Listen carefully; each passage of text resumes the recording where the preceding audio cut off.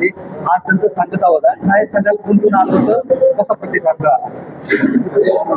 दिनांक 22 तारखेला सुरू झालेला आमचा जनसेवा सप्ताह अजितदादांच्या जयंतीनिमित्त आम्ही आयोजित केलेला होता. ग्रामीण भागात आणि शहरी भागातून त्याला उदंड असा प्रतिसाद मिळाला. जे काय आम्ही कार्यक्रम या 7 दिवसात राबवले ते सर्व हे लोकहिताचे, जनहिताचे, समाजाभिमुख असे कार्यक्रम होते. मग त्याच्यात विद्यार्थी, युवक, माता भगिनी या सर्वांसाठी आम्ही वेगवेगळे कार्यक्रम आयोजित केले होते.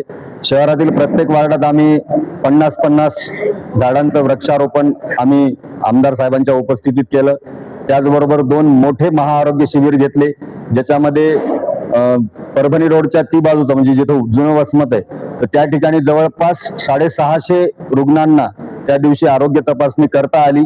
आणि तसंच एक मोठं आरोग्य शिबिर आम्ही परभणी रोडच्या उजव्या बाजूला म्हणजे जो अर्बन एरिया आहे, नवीन वसाहती आहेत त्यांच्याकरता आम्ही ते आरोग्य शिबिर घेतलं. त्याच्यातही 954 लोकांनी स्वतःचं आपलं आरोग्य तपासून घेतलं.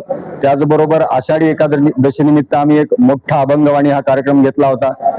सांस्कृतिक मध्ये राष्ट्रवादी कमी नाही हे थोडक्यात मला तुम्हाला सांगायचंय. राष्ट्रवादी काँग्रेस पार्टी फक्त भौगोलिक विकास करत नाही तर आध्यात्मिक, धार्मिक आणि सांस्कृतिक विकासाचा विडा राष्ट्रवादी काँग्रेस पार्टी वसमतनं उचललेला आहे. त्यालाही प्रचंड असा प्रतिसाद भाविक भक्तांचा, रसिकांचा आम्हाला मिळाला. त्याच्यानंतर आम्ही आज ग्रामीण भागासाठी रक्तदान शिबिर आयोजित केलं होतं. जवळपास 723 रक्तदात्यांनी आजच्या या रक्तदान शिबिरामध्ये आपला सहभाग नोंदवला. त्याच्यानंतर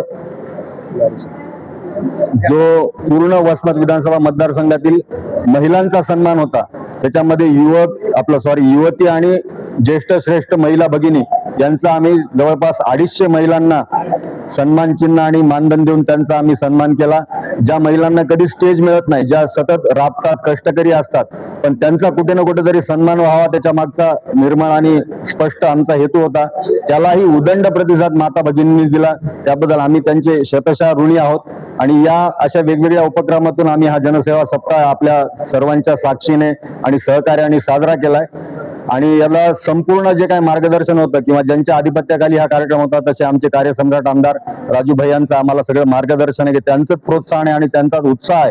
त्याच्या धर्तीवर आम्ही सगळेजण त्यांच्या सहकार्याने सगळं यशस्वी करू शकलो. याबद्दल आपल्या पत्रकार बांधवांचे आभार मानायला पाहिजे तितके कमीच आहेत, पण तरी आपल्या सर्वांचे मनपूर्वक एकदा आभार व्यक्त करतो आणि थांबतो. जय हिंद, जय महाराष्ट्र.